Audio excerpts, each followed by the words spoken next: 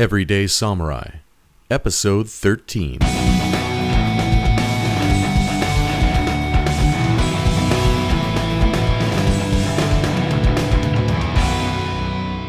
Greetings, friends, and welcome to Everyday Samurai, in service to your liberty and the security of a free state.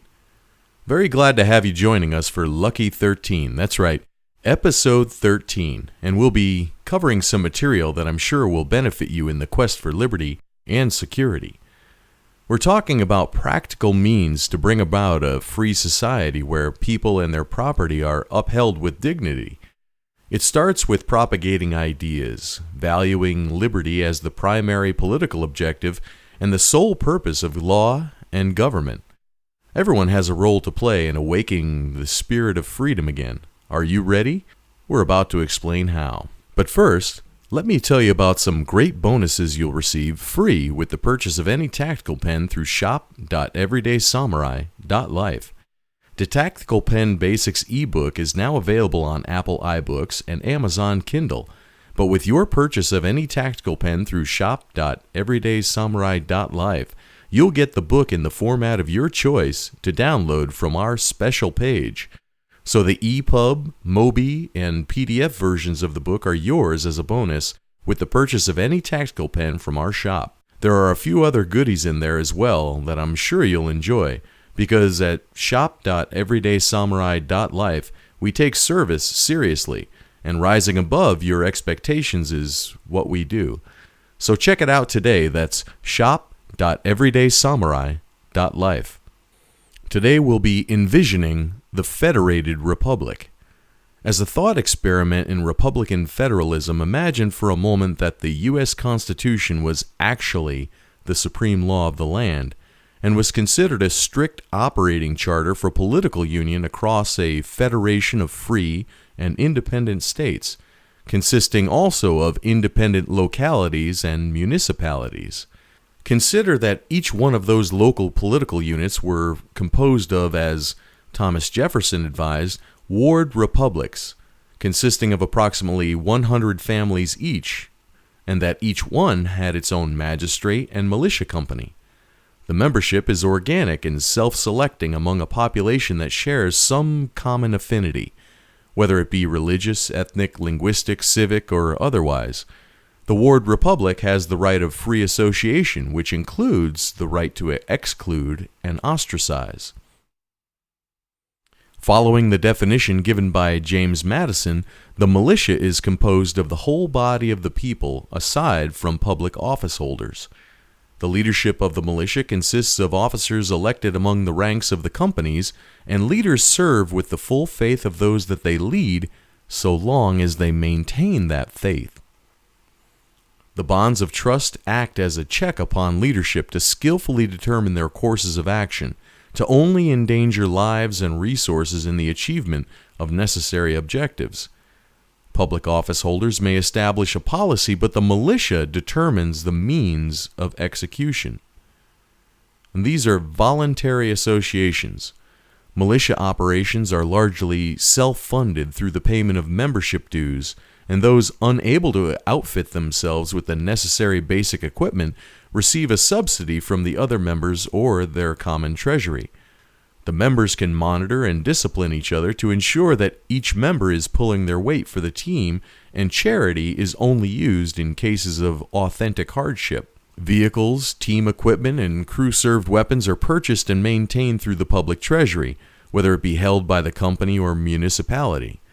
Militia companies may also receive external donations from supporters, civic organizations, or commercial firms, and the proceeds are then managed according to the militia group's operating charter and regulations. Since everyone has their own preferences of how they spend their income and leisure time, the public treasury can only be used to fund things specifically listed in the municipality's operating charter, the chief aim of which is the security of private property and the defense of commonly held territory.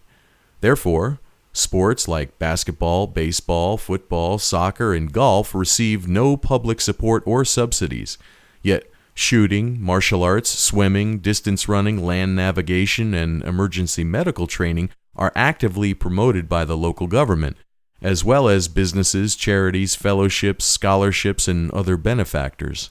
While people are free to pursue their own interests using their own resources, skills attributable to community service and self-government are financed and encouraged. Young people are incentivized to actively participate in events suitable for later service in the militia. Outstanding performance in competitive events such as Militia Olympics, modeled after the SWAT Roundup or Best Ranger competitions, is rewarded with prizes, pride, and prestige. In such an environment where militia skills are inculcated within a self-selecting community and everyone understands law enforcement and self-government are individual as well as social responsibilities, incidents of crime are very low. Courtesy lubricates human interactions, and political interference is minimal. As Robert Heinlein rightly noted, an armed society is a polite society. Manners are good when one may have to back up his acts with his life. And these are networked affiliations. Local militia companies are affiliated with neighboring localities, federating into larger units of 500 or 1,000 families. These then form city and or county-wide organizations that further assemble into a larger statewide militia structure. Keeping with the idea of federalism, each political unit is largely self-contained and self-governing, yet voluntarily cooperates with neighboring and larger organizations according to constitutional rules for issues of mutual concern. Of course, a locality could choose to not associate with a neighbor or higher organization, yet that would close them off from the benefits of social cooperation, circles of trust, and mutual aid in matters of security, law enforcement, as well as trade. Such an isolated political unit might save on their membership dues, yet would suffer a poor existence. Some might also say that these loners should be compelled to pay for the positive externalities they benefit from by free riding at the expense of their neighbors. Such compulsion would not only violate the nature of federalism and the tenets of securing a free state, but would also be a wasteful expenditure of resources outside the bounds of legitimate government activity. A federation that compels membership and forcefully confiscates revenues cannot fulfill its role as a protector of people and their property. Now on to federal law enforcement. The United States Congress is responsible under the federal Constitution for arming, disciplining, and organizing the state-level militia institutions to be ready for service to the overall Union. These services are defined also in the Constitution as executing the laws, repelling invasions, and suppressing insurrections. Congress is also responsible for calling out the militia of the several states to perform these duties under the command of the Chief Executive of the United States, the President. The President of the United States is tasked with seeing that the laws of the Union be faithfully carried into execution. However, the authority of the President, the Congress, and the militia are limited to those functions specifically delegated to the Union by way of the Constitution. All activity outside of these delegated authorities is unlawful and therefore void and of no force or effect. Congress can collect revenues to fund the legitimate functions of the federal union. However, all such funds must be expended only on specifically listed government activities, as found in the Constitutional Operating Charter. When confined to the limited functions actually delegated under the Constitution, financing these operations is minimal and easily bundled into the association dues of the local militia to be apportioned uniformly across the United States. Since the militia of the several states are specifically listed as the mechanism for executing the laws of the Union, the President is dependent upon these local organizations to carry out his or her duties. This includes the collection of taxes. Under a strictly constitutional framework, there is no authority for a bureaucratic revenue service separate from the militia, particularly when the collection of taxes carries with it the force of legal penalties and the enforcement of law. If there is a tax to be collected as a matter of federal law, it is to be collected by the militia. And with this in mind, let's look at a scenario. Imagine then, under this strictly constitutional framework, how a conversation would go when a militia leader has to look into his neighbor's eyes to collect revenue for a governmental activity outside the authorities delegated by the Constitution. The leader begins, "Ladies and gentlemen, we are assembled in our regular meeting to conduct official business, and the first item on our agenda is dues collection. The general government is embarking upon a foreign aid project to build a natural gas filling station in Afghanistan. I'm sure you know just how important all of this is for U.S. foreign policy, as well as American standing in the eyes of the international community. Therefore, the additional $50 from each of you this month is well worth the sacrifice that I know you are going to make, and despite these hardships, your families will be better off in the long run." A member interjects, "Can you please cite the specifically delegated authority under which the general government is undertaking this foreign aid project?" The leader responds, "Well, it's under the General Welfare Clause."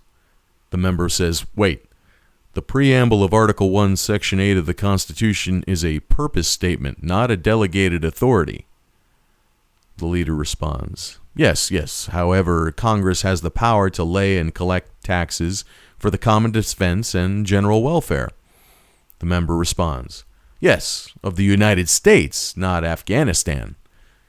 The leader says, "Well, that's right, but if we don't help Afghanistan rebuild, it will become a breeding ground for terrorists." Another member says, "Afghanistan's terrorist problem would not be a defense issue for the United States, but for the blowback from prior U.S. interference in foreign affairs going back over 100 years. The leader tries to compose himself and says, "Well, it's better to fight them over there than to fight them on our soil." Another member interjects, "Wrong. U.S. meddling overseas has only created more unintended consequences and resentment for Americans.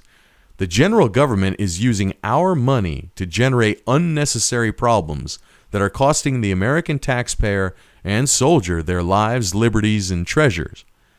17 years in Afghanistan has not contributed one iota to the common defense of the United States. I'd much rather spend that $50 on something I actually value." The leader says, "Why don't you just support the troops?" A member responds, "The best thing to do for the, quote, troops is to not send them on fool's errands in foreign lands. There's nothing in the Constitution that authorizes a standing army for more than 2 years at a time. Yet the Pentagon does their spending plans in 5-year increments. That kind of bureaucracy is a bastion of socialism in what would otherwise be a free market, and, like all socialist organizations, suffers from the economic calculation problem. The Pentagon is only good at wasting other people's money. If there's something that actually needs to be done on behalf of defending the United States overseas, Congress should issue letters of marque and reprisal to private military companies and let professionals handle it on a contingency reward basis." The leader says, "Well, you need to see the larger picture. We have to defend the homeland." The member replies, "Sun Tzu laid out the big picture 2,500 years ago in The Art of War, when he said that one takes on invincibility defending, one takes on vulnerability attacking, one takes on sufficiency defending, one takes on deficiency attacking. The principles of warfare are, do not depend on the enemy not coming, but depend on our readiness against him. Do not depend on the enemy not attacking, but depend on our position that cannot be attacked." The founders understood this timeless truth. That is why Thomas Jefferson said, "For a people who are free and who mean to remain so, a well-organized and armed militia is the best defense." Homeland defense is already provided for by the Constitution. Everyone here is trained, equipped, and ready to provide for the common defense. We understand the art of war and have made ourselves a hard target. We are a strong, resilient community that looks after our own. Because of this, we know each other and can spot outsiders and suspicious behavior. We have response plans in place for every public building and facility.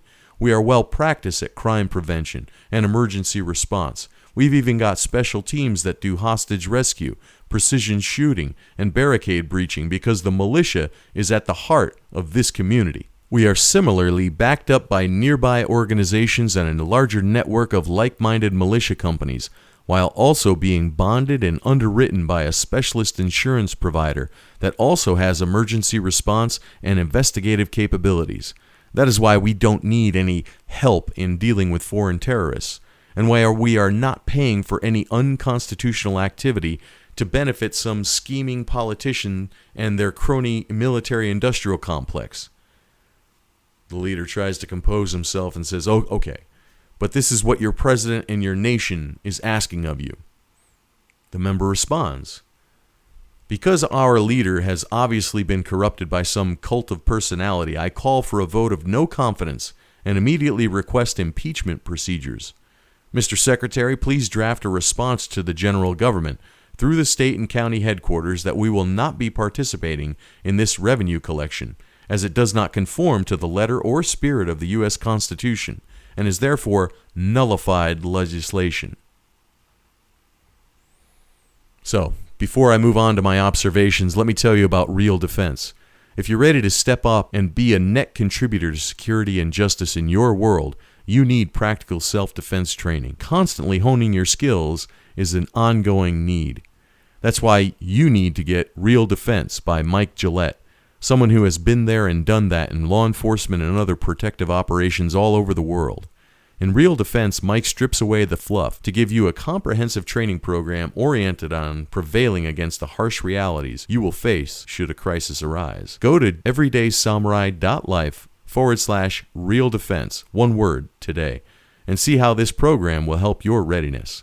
Hey, if you want to acquire interpersonal combat skills that are focused on reality and untainted by the sports mentality, check out www.everydaysamurai.life/Real Defense. Quite obviously, no leader in their right mind would ever ask their members to give up their hard-earned money to pay for some harebrained scheme far outside their organization's rules of order. The United States Republic has no provisions for welfare, foreign aid, or foreign military adventures.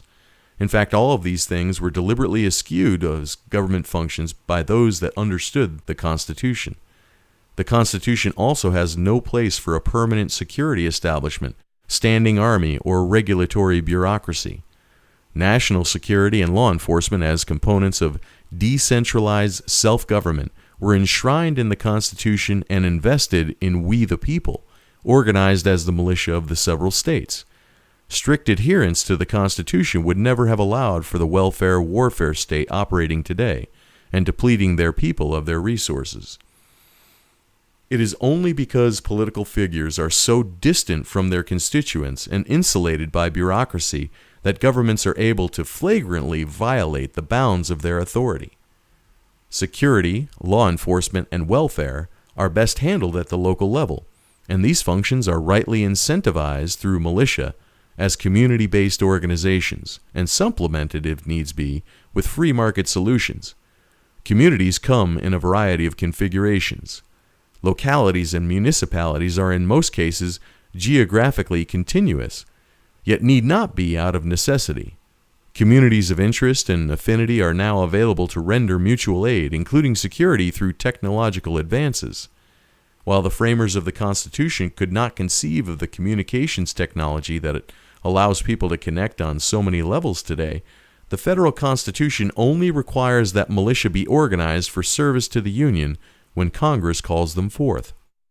Since the range of legitimate federal service is so limited and technology so effectively expands the reach of personal and social potency, militia units could form through an assortment of configurations and offer real diversity to political affiliations.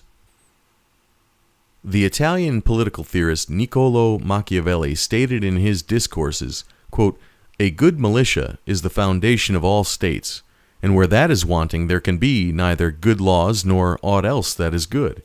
Close quote. Similarly, the Constitution terms the militia as necessary to the security of a free state, that is, an armed, self-selecting population trained and tasked for community defense and law enforcement. And that is the foundation of a private property social order, where people can feel secure in their houses, papers, possessions, and effects. The modern definition of a state, advanced by Max Weber, involves a monopoly on the use of force for a given geographic area coupled with the power to tax. Political economists such as Hans Hermann Hoppe have rightly indicated that a state enjoying monopoly status is the root of all evil in the production of security. Like all economic monopolies, the price of justice and security will predictably rise, while the quality of services to the constituent or consumer will inevitably decrease. The framers understood this phenomena to a limited extent and were preoccupied with building a system that would not give way to tyranny.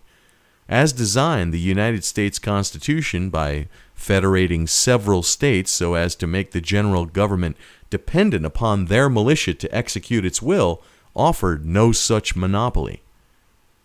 In conclusion, rather than merely seeing government power separated by three branches, the judicial, legislative, and executive, it is more useful to the cause of liberty to see the foundations of federalism in terms of local self-governance manifesting as an alliance of ward republics. After all, legislation is mere parchment, and rulings are just opinions until someone enforces them. How law is enforced and by whom matters more than the words in a statute book. As Machiavelli indicated, the absence of militia in modern society could be the key indicator as to why there is such popular dissatisfaction with the current state of security, law, and governance. Revitalizing the federated militia structure outlined here could be a solution to social ailments. Friends, we hope you've enjoyed this episode of Everyday Samurai and look forward to seeing you next time. Be sure to subscribe to our feed so as to stay up to date with our latest offerings. If you like what you've heard here, give us a thumbs up or a 5-star review. Share it with a friend or someone you think would benefit from this message. Remember, to get our Tactical Pen Basics Manual as a bonus with the purchase of any tactical pen, go to shop.everydaysamurai.life. You'll get a great tool for your everyday carry and some great info on mindset, training, and tactics as well. That's shop.everydaysamurai.life. Get yours today. Until next time, stay sharp, stay aware, and be well.